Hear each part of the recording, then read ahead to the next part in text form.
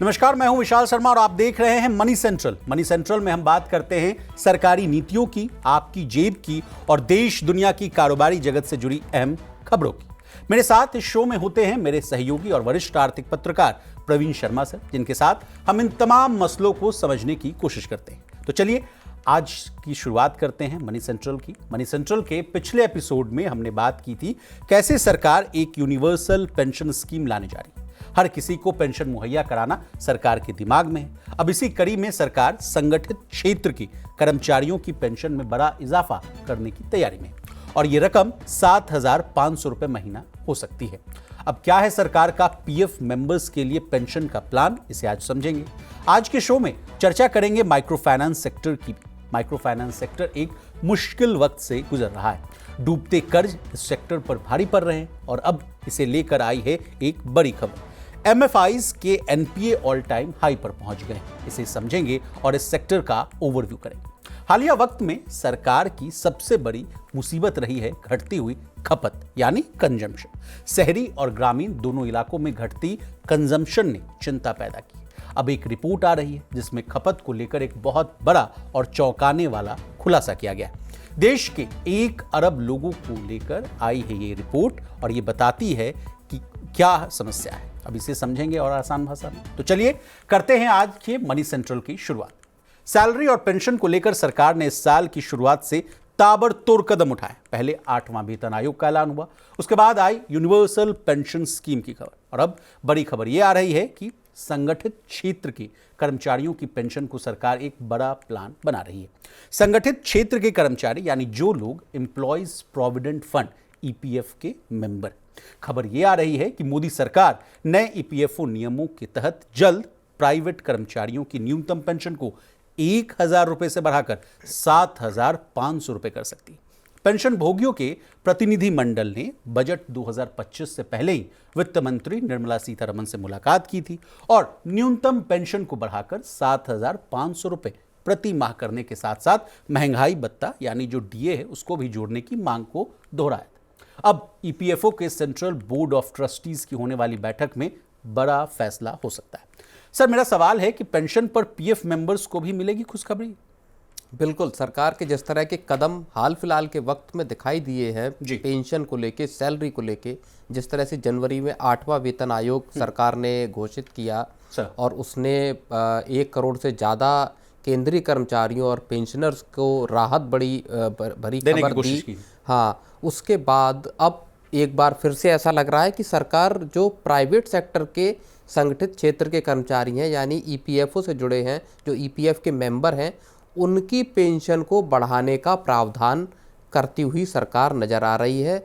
Employ pension fund organisation जो EPFO है वो उसके तहत आपका जो एम्प्लॉय पेंशन स्कीम है वहाँ पे जो 1,000 रुपये की न्यूनतम पेंशन अब तक थी जो 2014 से थी, उसको अब बढ़ाकर 7,500 रुपये करने की बात आ रही है। इसकी मांग लंबे वक्त से उठ रही थी और अब ऐसा लग रहा है कि जिस तर्ज पर केंद्रीय कर्मचारियों के लिए पिछले साल यूनिफाइड पेंशन स्कीम का ऐलान हुआ, यूपीएस का ऐलान हुआ और अब सरकार एक यूनिवर्सल पेंशन स्कीम भी लाने की बात कर रही है, तो जो संगठित क्षेत्र के कामगार हैं, कर्मचारी हैं, वहाँ पे भी एक बड़ी राहत मिल सकती है अगर 7,500 की पेंशन आपको दी जाती है तो। जी सर, इसके साथ ही जो ईपीएस 95 एजुटेशन कमेटी है वो तो न्यूनतम पेंशन में बढ़ोतरी की बात कह ही रहा है। इसके साथ साथ कह रहा है कि सेवानिवृत्त लोगों और उनके जीवन साथी के लिए मुफ्त चिकित्सा सुविधाओं का भी प्रावधान होना चाहिए। ये भी एडिशनल बातें कही गई है और ये कोई मांग जायज़ भी है सर, इसमें कोई दुराय नहीं है। जी बिल्कुल, जिस तरह से सोशल सिक्योरिटी नेट को बढ़ाने की बात है सरकार की, जिसमें आपका अलग अलग प्रावधान है, अलग अलग स्कीमें हैं, गरीब तबके के लिए स्कीमें हैं, चाहे आयुष्मान भारत योजना हो या दूसरी स्कीमें हो, चिकित्सा की हो, फसल बीमा हो, किसान सम्मान निधि हो। उस हिसाब से अगर हम देखें तो जो कर्मचारी हैं जो प्राइवेट कंपनियों में हैं, उनके पास रिटायरमेंट के बाद उनके लिए, उनके स्पाउस के लिए, उनके बच्चों के लिए किस तरह का सोशल सिक्योरिटी नेटवर्क क्रिएट करती है सरकार, उसमें ये अहम कड़ी साबित हो सकता है। ईपीएफओ के जरिए, ईपीएस के जरिए सरकार इस पूरे तबके को, क्योंकि अभी 7.5 करोड़ मेंबर्स ईपीएस में जुड़े हुए हैं, उनके लिए अगर इस तरह की चिकित्सा का, इलाज का खर्च, जैसे CGHS का है, सेंट्रल गवर्नमेंट के कर्मचारियों के लिए हेल्थ की जो सर्विसेज हैं, सुविधाएं हैं, उसमें कैशलेस स्कीम है, वो मुहैया कराई जानी चाहिए। जो प्राइवेट सेक्टर के, जो ऑर्गेनाइज सेक्टर के एम्प्लॉयज़ हैं, उनको ये मांग उठ रही है, ये जायज़ भी मांग दिखाई देती है। सर, कल जो बैठक होने वाली है सेंट्रल बोर्ड ऑफ ट्रस्टीज की, CBT की, उसमें एक और बातें भी सामने आ रही है सर। कहा जा रहा है कि EPFO का जो ब्याज मिल रहा है सर, EPF का जो ब्याज है, उसमें जो है कटौती की जा सकती है। हालांकि हम लोगों ने इस पर चर्चा भी किया, लेकिन उसको भी अगर आप ऐड कर सकें। बिल्कुल, कल जो CBT की मीटिंग है, कल बहुत अहम फैसला होना है। उसमें ये तय हो जाएगा कि 2024-25 के लिए जो आपके, हमारे जैसे जो एम्प्लॉई इसके फंड से जुड़े हुए हैं, PF से जुड़े हुए हैं, उनको कितना ब्याज दिया जाएगा, कल इस पर भी फैसला हो जाना है। अभी 2023-24 के लिए 8.25% का एनुअल इंटरेस्ट ऐलान किया गया था। अब इस साल के लिए आएगा तो माना ये जा रहा है कि ये 8% से थोड़ा ऊपर रह सकता है, लेकिन 8.25% से कम रहेगा। हो सकता है 8.10% रहे, 8.15% रहे। कमी की वजह यह है कि जो बॉन्ड यील्ड्स हैं वो नीचे आई हैं, जो रिटर्न है EPFO को, जो आपका पैसा जमा है फंड के तौर पर, शेयर बाजार में गिरावट को भी माना जाता है। बिल्कुल, वहाँ पे जो रिटर्न है वो कमज़ोर हो सकता है और इस वजह से आपको मिलने वाला इंटरेस्ट भी इस बार कम हो सकता है। तो थोड़ा झटका जो करोड़ों कर्मचारी हैं उनको जरूर इस मोर्चे पर लगता हुआ दिखाई दे रहा है। अब सर, ET की एक रिपोर्ट है, उसमें कहा जा रहा है कि सरकार EPFO के लिए इंटरेस्ट स्टेबलाइजेशन रिजर्व फंड बनाने की योजना पर भी विचार कर सकती है। अब ये क्या मामला सर? कहा जा रहा है कि खाता धारकों को इन्वेस्टमेंट परफॉर्मेंस के बावजूद जो इन्वेस्टमेंट जो उन्होंने कर रखा है सर, जिस पर जो मार्केट लिंक्ड रहता है, आप कहते हैं कि बॉन्ड में भी पैसा उनका रखता है और एन्युटी में रखता है, शेयर मार्केट में रहता है, वहाँ ऊपर नीचे होता है, बढ़त घटत होता है सर, तो उस हिसाब से उनका पैसा भी ऊपर नीचे होता है। अब कह रहा है कि इसी को स्टेबलाइज करने के लिए ये इंटरेस्ट स्टेबलाइजेशन रिजर्व फंड बनाया जाएगा। आप कैसे देखते हैं सर इस खबर को? नहीं, बिल्कुल, जो देखिए हर साल जो ब्याज दिया जाता है उसमें कोई बड़ा चेंज ना आए जी, इसके लिए सरकार इस तरह का एक रिजर्व फंड क्रिएट करने का प्लान कर रही है, जिसमें अगर कोई बहुत बड़ा चेंज अगर आपको रिटर्न में दिखता है तो सरकार उस फंड से आपको रिटर्न प्रोवाइड करा सकती है। इस तरह की खबरें आई हैं बीच में, और उसके लिए एक पूरा फंड एक तैयार करके रखा जाएगा सेपरेटली। इसके बाद चर्चा इस बात की भी है कि जो डेट में पैसा लगता है, बड़ा चंक जो EPFO के पास है, उसका बड़ा चंक जो डेट में लगता है, उसका एक हिस्सा आपका जो शेयर मार्केट है वहाँ पे भी डाइवर्सिफाई करने की मांग पिछले साल से उठी है। वो प्रस्ताव फाइनेंस मिनिस्ट्री के पास है, लेबर मिनिस्ट्री के जरिए फाइनेंस मिनिस्ट्री जब अप्रूव करती है उसके बाद ही EPFO के निवेश का कोई भी फैसला होता है। अभी आप समझ लीजिए कि पिछले साल जब 25 लाख करोड़ रुपए के आसपास की जो रकम थी, उसमें से 22.5 लाख करोड़ रुपए लगभग लगा था डेट में, और रिमेनिंग 2 लाख के आसपास 2 लाख करोड़ के आसपास पैसा लगा हुआ था इक्विटीज़ में ETF के जरिए। तो वहाँ पे अगर आपको डाइवर्सिफाई करने का मौका मिलता है, डेट में आपको कम करके एक्सपोजर और इधर अगर लगता है तो शायद शेयर बाजार में से रिटर्न मिल सके। लेकिन यहाँ एक रिस्क फैक्टर भी है सर, रिस्क फैक्टर भी है और पॉलिटिकली सेंसिटिव मसला भी है। करोड़ों जो आपके PF मेंबर्स हैं उनके पैसे का सवाल है। तो ऐसे में फाइनेंस मिनिस्ट्री और सरकार बहुत फूंक फूंक के कदम रखेगी। शेयर बाजार में की जिस तरह की मौजूदा हालात हैं वहाँ पे भी उसको देखते हुए इस बात का विरोध भी हो सकता है अगर आप पैसे को उधर डाइवर्ट करने की कोई कोशिश होती है तो। जी, चलिए सर, अब बात करेंगे एक ऐसे सेक्टर की जो कि मुश्किल से गुजर रहा है। इस सेक्टर की परेशानी है डूबते हुए कर्जों का स्ट्रेस। दिसंबर अंत में इन कंपनियों के NPA बढ़कर 50,000 करोड़ रुपए पर पहुंच गए। यह इनका ऑल टाइम हाई लेवल है और कुल लोन का अगर देखें तो 13% है यह आंकड़ा। NPA का मतलब उस लोन से है जो लोग वापस नहीं कर पा रहे हैं। लोन तो ले रहे हैं लेकिन उसको वापस नहीं कर पा रहे। यह स्थिति तब है जब RBI ने जोखिम वाले अनसिक्योर्ड लोन के लिए ज्यादा पूंजी आवंटन की जरूरत को कम कर दिया। इसके बावजूद माइक्रो फाइनेंस सेक्टर का NPA इतना बढ़ गया। सवाल है सर कि MFIs की मुश्किलें बढ़ती हुई दिख रही हैं। MFIs इस साल से नहीं पिछले साल से संकट में है। मनी सेंट्रल में हम माइक्रो फाइनेंस इंडस्ट्रीज के माइक्रो फाइनेंस सेक्टर को लेके कई बार चर्चा भी कर चुके हैं सर। और हमने बताया कि किस तरह से ये पूरा सेक्टर स्ट्रेस में है। कर्नाटक के अगर हम बात करें तो वहाँ पे जिस तरह की वसूली को लेके जो एक्टिविटीज़ हुई, उसके बाद कर्नाटक सरकार एक अध्यादेश लाने के कगार पर है।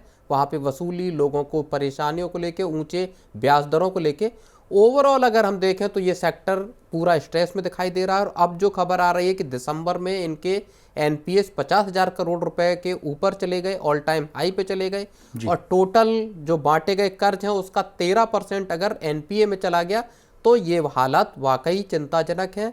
इसके साथ हाल में जब आरबीआई ने लैंडिंग के रूल्स को ईजी किया, बैंकों के, एनबीएफसीज, एमएफआईज को जो लैंडिंग रूल्स हैं उसको आसान बनाया है, वहाँ से अब एक सवाल फिर ये उठ रहा है कि अगर अनसिक्योर्ड लोन्स, अगर स्मॉल टिकट लोन्स जहाँ पे हैं वहाँ पे अगर और छूट दी जाती है तो क्या इस सेक्टर में स्ट्रेस और बढ़ सकता है? क्या रिजर्व बैंक की नज़र माइक्रो फाइनेंस कंपनियों के जो स्ट्रेस लेवल है उस पर है? ये देखने वाली बात होगी। समझना में इस लिहाज से ही पड़ेगा क्योंकि हाल में जिस तरह से न्यू इंडिया कोऑपरेटिव बैंक के साथ का पूरा मामला सामने आया, माइक्रो फाइनेंस सेक्टर का स्ट्रेस क्या बैंकों के कर्जों पर भी दिखाई देगा, ये बात भी आएगी। क्योंकि अल्टीमेटली माइक्रो फाइनेंस इंडस्ट्री पूरी और इंस्टीट्यूशंस वो बैंकों से कर्ज लेते हैं, उसके बाद उस कर्ज को वापस ज्यादा ब्याज पे आम लोगों को बांटते हैं। कहानी बहुत पुरानी है, लेकिन ये सेक्टर हमेशा से कहीं ना कहीं विवादों और उससे जूझता रहा है। जी सर, लगातार तीसरी तिमाही है जब माइक्रो फाइनेंस बिजनेस का जो घाटा है वो लगातार बदस्तूर जारी है। और अब मैं कुछ बैंकों के नाम लेना चाहूंगा सर जो सबसे ज्यादा इनको नुकसान होगा। बंधन बैंक, आईडीएफसी फर्स्ट, इंडसइंड और आरबीएल बैंक। अब क्यों सर? क्योंकि ये बैंक हैं जो सबसे ज्यादा अनसिक्योर्ड लोन देते हैं सर। बंधन बैंक का एक आंकड़ा सामने आ रहा है सर, 56,120 करोड़ के अनसिक्योर्ड लोन में से 7.3% जो है 31 दिसंबर तक जो है वो एनपी हो गया सर। स्थिति इतनी गंभीर है। कारण इसके पीछे क्या है सर? मैं आपसे बंधन बैंक तो पहले माइक्रो फाइनेंस इंस्टीट्यूशन था। बंधन बैंक, कई और भी ऐसे बैंक हैं जो स्मॉल फाइनेंस बैंक भी हैं कई सारे, जैसे उज्जीवन है, ये सारे पहले माइक्रो फाइनेंस इंस्टीट्यूशंस थे, बाद में इनको बैंक बनाया गया, बैंक का दर्जा दिया गया। बंधन बैंक यूनिवर्सल बैंक है। लेकिन अनसिक्योर्ड लोन्स की समस्या सिर्फ एक या दो बैंकों की नहीं है, जैसे कोटक बैंक है, बाकी बैंक है, कई बैंकों में यह समस्या है अनसिक्योर्ड लोन को लेकर। और इसी को लेके आरबीआई ने पिछले साल भी रूल्स को सख्त किया था कि अनसिक्योर्ड लोन बांटते वक्त आपको बहुत सजग रहना पड़ेगा। बैंकों के लिए सख्ती की थी ताकि पर्सनल लोन हो गया, घरों पर होम लोन है उस पर टॉप अप लोन हो गया, या इसी तरह के दूसरे अनसिक्योर्ड लोन जो बांट रहे थे वहां पे आरबीआई ने सख्ती की थी, इसी चीज को देखते हुए, इनके स्ट्रेस को देखते हुए। लेकिन अब आकर आरबीआई ने सिस्टम में, बैंकिंग सिस्टम में लिक्विडिटी बढ़ाने के लिए एक जो मसला ग्रोथ का उठ के सामने आ रहा है, वहां पे चीजों को संभालने के लिए आरबीआई ने हाल में ही एक तो सिस्टम में पूरे में लिक्विडिटी को बढ़ाने का आरबीआई ने ऐलान किया। अभी खबर आई कि जो रूल्स को ईज किया है आरबीआई ने, नरम बनाया है, उसके चलते ही 40,000 करोड़ की लिक्विडिटी पैदा होगी। 4 लाख करोड़ के लोन बांटने की ताकत बैंकों को मिलेगी। रिजर्व बैंक के बिल्कुल ताजा जो एक्शन है उसके हिसाब से।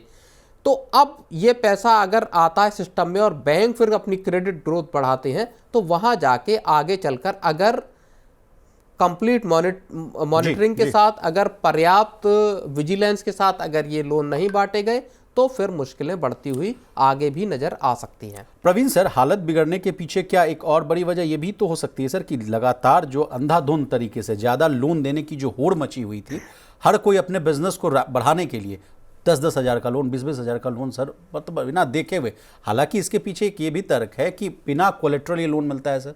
3 लाख से कम जिसकी सालाना इनकम है जिस परिवार की, उसको मिलता है। महिलाओं को बेनिफिट देने के लिए लाया गया था, लेकिन इसका गलत इस्तेमाल हुआ सर, अंधाधुंध बांटा गया। आपकी इस पर क्या राय है? नहीं, बिल्कुल, जो आरबीआई की मॉनिटरिंग रही है, संभवतः वहाँ ऑब्जर्वेशन जो आरबीआई के हैं या पूरी मॉनिटरिंग जिस तरह की है, वहाँ पे कुछ ना कुछ एक तरह से मैं कहूँगा कि लैक रहा है। जो न्यू इंडिया कोऑपरेटिव बैंक का भी मामला है, उसमें भी इस बात की जांच हो रही है कि क्या जब बैंक मुश्किल में फंस रहा था, तो क्या आरबीआई ने इसको रेड फ्लैग किया, इन मसलों को क्या बैंक के साथ डिस्कशन हुआ। इसी तरह इन जो अनसिक्योर्ड लोन्स को जो बांटे जाने का तौर तरीका है, पिछले 1-1.5 साल में हमने देखा है कि बढ़ा है। यहाँ तक हुआ है कि लोगों ने बैंक से लोन लिए हैं और उसको शेयर बाजार, म्यूचुअल फंड में लगाया है। अब बैंकों के लोन लेके बाजार में पैसा लगाया, वहाँ पे जाकर नुकसान हुआ तो बैंकों के लिए वो डिफॉल्ट की कंडीशन क्रिएट होती है। सर ऐसा भी देखा गया है कि एक लोन लिया गया है और इस लोन को रीपे करने के लिए दूसरा लोन लिया गया। ये मामले छोटे जो स्मॉल टिकट लोन है, 10,000 तक के, 12,000, 20,000 तक के लोन, वहां पे इस तरह के मामले देखे गए। उस चीज को भी रिजर्व बैंक फ्लैग कर चुका है, जहां पे कि छोटे लोन है, एक लोन को चुकाने के लिए दूसरे लोन लिए गए और उसको चुकाएगा। ये सारे लोन्स के जो मामले हैं, ये small finance bank, micro finance institution, इनमें बड़े पैमाने पर नजर आए हैं। जी चलिए, तो अब और आगे बात करते हैं, आगे चर्चा चलता है कि अब बात करेंगे एक ऐसे रिपोर्ट के बारे में जिसमें एक बड़ा चौंकाने वाला खुलासा किया गया है। ब्लूम वेंचर्स के इंडेक्स वैली एनुअल रिपोर्ट 2025 की बात करेंगे। इसमें दावा किया गया है कि भारत की करीब 100 करोड़ जनता यानी 90% लोग अपनी मर्जी से खर्च करने की ताकत नहीं रखते हैं। आसान भाषा में कहें तो हाल के दिनों में लोगों की खर्च करने की ताकत कम हुई, उनकी बचत जो है वो भी तेजी से घट रही है और कर्ज का जो बोझ है वो बढ़ता चला जा रहा है। सवाल ये है कि ये रिपोर्ट तो एक चिंताजनक हालात पैदा कर रही है सर, दिखा रही है। बिल्कुल, ये रिपोर्ट एक के शेप रिकवरी की ओर इशारा कर रही है कि देश में किस तरह की के शेप का जो इकोनॉमिक डायनेमिक्स है वो बन रहा है, जहाँ पे अमीर और अमीर हो रहे हैं, गरीब और गरीब हो रहे हैं।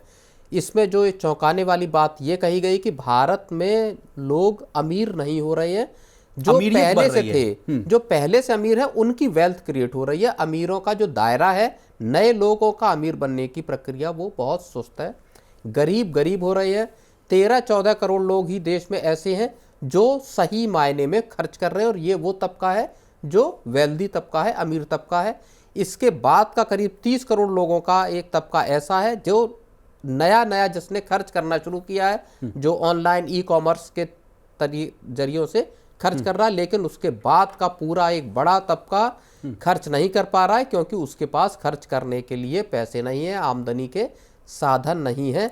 ये जो के शेप रिकवरी की या के शेप ग्रोथ की जो बात की जा रही है, ये वाकई एक बड़ी चिंता और फिक्र पैदा करने वाली है। इस लिहाज से भी कि जो आंकड़े पिछले कुछ वक्त में आए हैं, चाहे शहरी खपत के आंकड़े हों, चाहे रूरल खपत के आंकड़े हों, वहाँ पे ये दिखाई दे रहा है कि वहाँ पे रिकवरी नहीं है, खपत घट रही है। ग्रोथ के नंबर जो आए वो भी इस बात की ओर इशारा कर रहे हैं, सितंबर तिमाही के जो नंबर आए वहाँ पे, कि किस तरह से इकॉनमी अब आगे जो रफ्तार है वो सुस्त पड़ती हुई नजर आ रही है। तो ये एक और इसमें बात कही गई है कि 57% जो एसेट्स हैं देश की, वो सिर्फ 10% लोगों के हाथ में है।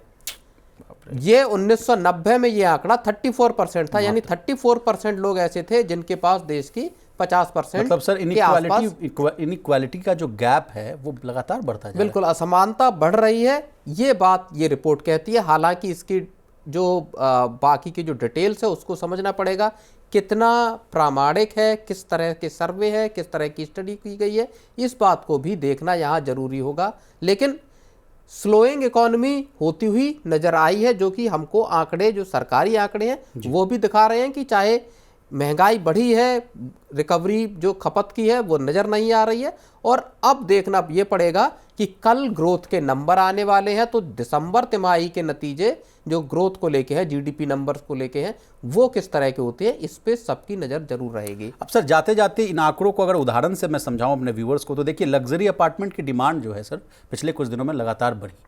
100 करोड़ के फ्लैट अचानक बिक जाते थे, और अफोर्डेबल घरों की जो हिस्सेदारी है, बिक्री है, सेल्स में 5 साल में देखिए 40% से गिरकर मात्र 18% पे आ गया। अब आइए सर स्मार्टफोन सेल्स के मामले में, महंगे स्मार्टफोन का सेल बढ़ा और एंड्रॉयड और जो सस्ते मॉडल्स थे वो नहीं बिक रहे हैं। तीसरा है सर कोल्ड प्ले और ईडी श्रीन का जो बड़ा तबका है, वो इंटरटेनमेंट इंटरनेशनल स्टार्स जो आते थे, उनके टिकट दम लाखों करोड़ में बिक गए सर। और देखिए और आम जनता के लिए जो एंटरटेनमेंट वो कितना महंगा हो गया। ये चीज़, यही चीज़ बताती है कि जो अमीर तबका है वो लग्जरी अफोर्ड कर सकता है, वो उस तबके के लिए जो चीज़ें हैं वहाँ पे बिक्री बढ़ी है, चाहे महंगे फ़ोन हो, चाहे महंगे घर हों, लेकिन जो अफोर्डेबल हाउसिंग है, सस्ते घर हैं, वहाँ पे चीज़ें कम हुई हैं। लोगों के लिए सस्ते घर अब बनना भी कम हो गए हैं। आप चाहे दिल्ली एनसीआर की बात कर लीजिए, सस्ते घर आपको दिखाई नहीं देते, अब मिलना मुश्किल हो गया है। महंगे घर 100 करोड़ 5 करोड़ करोड़ों के घर आना शुरू हो गए हैं। 15 लाख 20 लाख के घर, यहाँ तक कि रियल स्टेट सेक्टर तो ये मांग करने लगा है कि 50 लाख से ऊपर के घर को आप सस्ता घर मान के चलिए, अफोर्डेबल हाउसिंग में उसको लेकर चलिए। इनकम नहीं देख रहे हैं। एग्जैक्टली पर कैपिटा इनकम उस अनुपात में नहीं बढ़ी। ऊपर से जो सरकार के टैक्सेस हैं, टोल है, दूसरे जो लिविंग के जो आम रहन सहन का जो खर्च है वो जिस अनुपात में बढ़ा है, उस अनुपात में लोगों की सैलरीज नहीं बढ़ी हैं। और इसीलिए भी एक बड़ा गैप हमको दिखाई देता है कि जहां लोग गरीब भी हो रहे हैं इस पैमाने पर कि उनकी खर्च की कैपेसिटी घट रही है और खपत उसी हिसाब से घटती हुई भी दिखाई दी है। चलिए सर, तो अंतिम आंकड़ों से मनी सेंट्रल की जो शो है उसको हम विराम देंगे। देश के सबसे गरीब 50% लोगों की जो आमदनी है वो 22.2% से घटकर सिर्फ 15% ही रह गई है। तो ये बहुत ही चौंकाने वाला आंकड़ा है। उसको और विस्तार से आसान भाषा में समझेंगे आगे के शो में, लेकिन अभी के लिए इतना ही। बहुत शुक्रिया सर, आपने अपना कीमती समय मनी 9 को दिया। और इसी तरह देश, दुनिया और बिजनेस जगत से जुड़ी तमाम ताज़ा तरीन खबरों के लिए बने रहिए हमारे साथ और देखते रहिए मनी 9। मंच है तैयार फाइनेंशियल फ्रीडम समिट 3.0 के लिए। यहाँ जुड़ेंगे दिग्गज और होगी पैसों की बात। बड़ी शख्सियतों में होंगे महाराष्ट्र के यशस्वी मुख्यमंत्री देवेंद्र फडणवीस, बैंकिंग के बादशाह के मिस्त्री, शेयर बाजार को घर घर पहुंचाने वाले एनएसई के एमडी और सीईओ आशीष कुमार चौहान, बाजार के सरताज विजय केडिया। म्यूचुअल फंड इंडस्ट्री में होगी बात ए बालासुब्रमण्यन और कल्पेन पारेख से। इंश्योरेंस सेक्टर के माहिर खिलाड़ी भी रहेंगे अनुज त्यागी और महेश बालासुब्रमण्यन। इन्वेस्टमेंट से लेकर म्यूचुअल फंड तक, देश की इकोनॉमी से लेकर इंश्योरेंस तक, आर्थिक जगत और पर्सनल फाइनेंस के हर मुद्दे पर बेबाक राय रखेंगे एक्सपर्ट्स। तारीख 5 मार्च दोपहर 3 बजे से मुंबई के ताज सांता क्रूज में। जुड़िए मनी 9 के साथ।